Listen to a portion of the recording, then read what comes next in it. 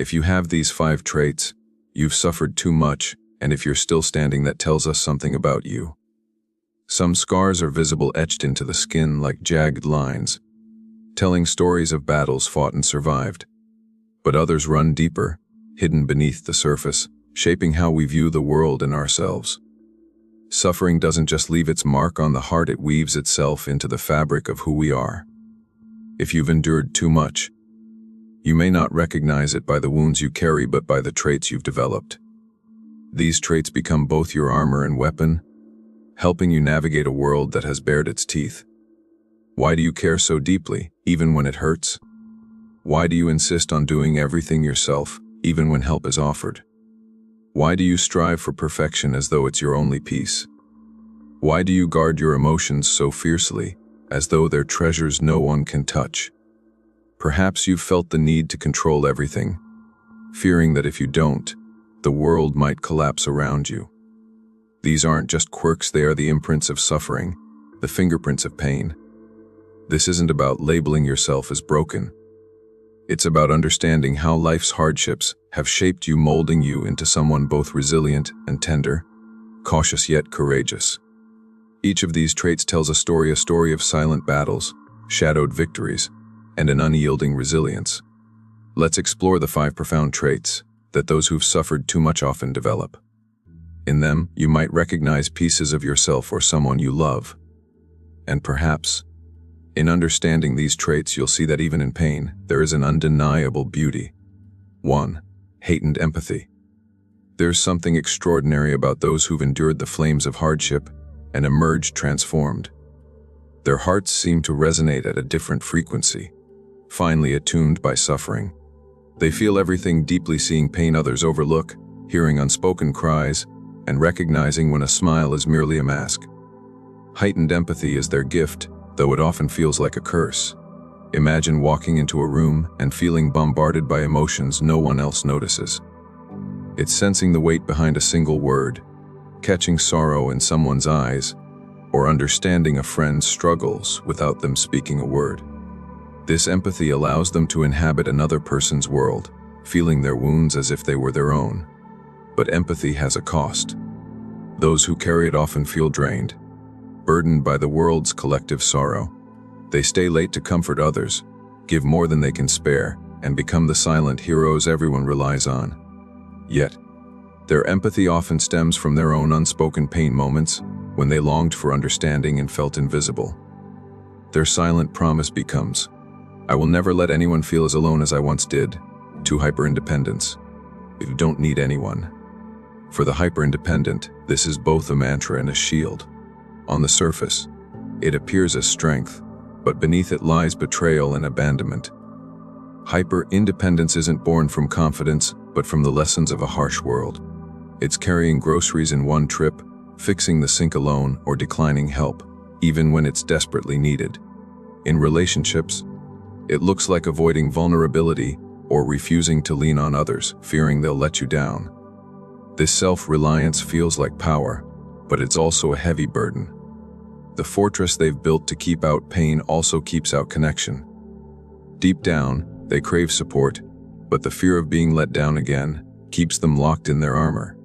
Hyper-independence whispers, "It's safer to stand alone than risk being hurt again."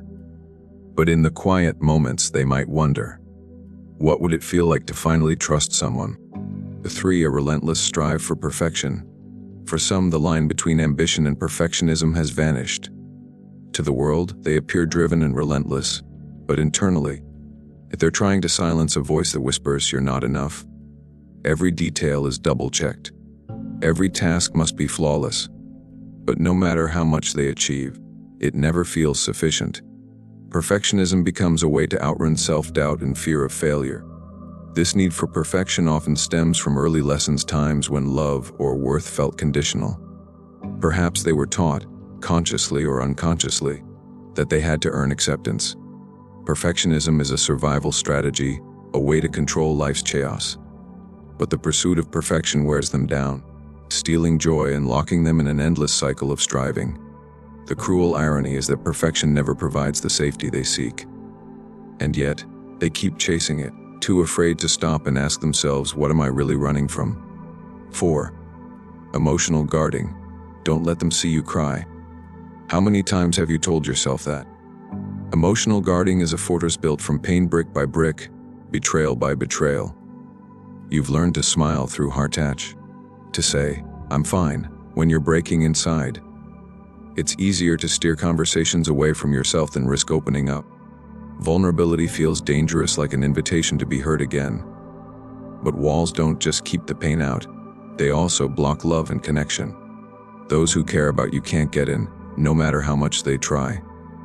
You tell yourself it's safer this way, but late at night, don't you wondering, what would it feel like to let someone truly see me?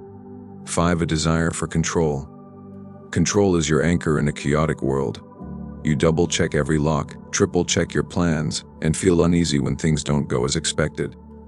This need for control isn't about rigidity, it's about safety. It stems from moments when life spun out of control, leaving you feeling powerless. Control becomes a way to protect yourself, to keep the chaos at bay. But it's a double-edged sword. Control might bring comfort, but it also traps you.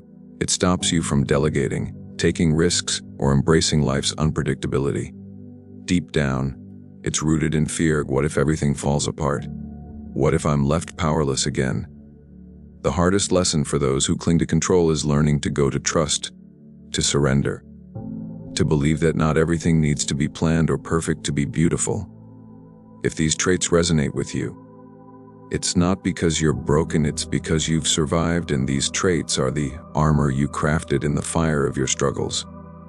They've been your tools, your shield, your way of navigating a world that hasn't always been kind. But that armor, it's heavy, isn't it? And those tools, while once vital, aren't meant to be held onto forever. What if you started to let go? What if you allowed someone to see your scars instead of keeping them hidden? What if you gave yourself permission to stumble without the fear of being judged? You've already proven your strength, you're still here, aren't you?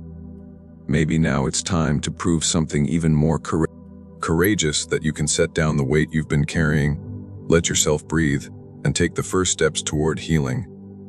Know yourself and know who you are, recognize it, and yield it like armor. True strength comes from courage, the courage to recognize yourself and accepting it. Let that reflection sink in and unleash the process of healing. As a Stoic, command it, and let the growth flow from within you, so you might also be light for the others. So until then, act wisely, and act Stoic.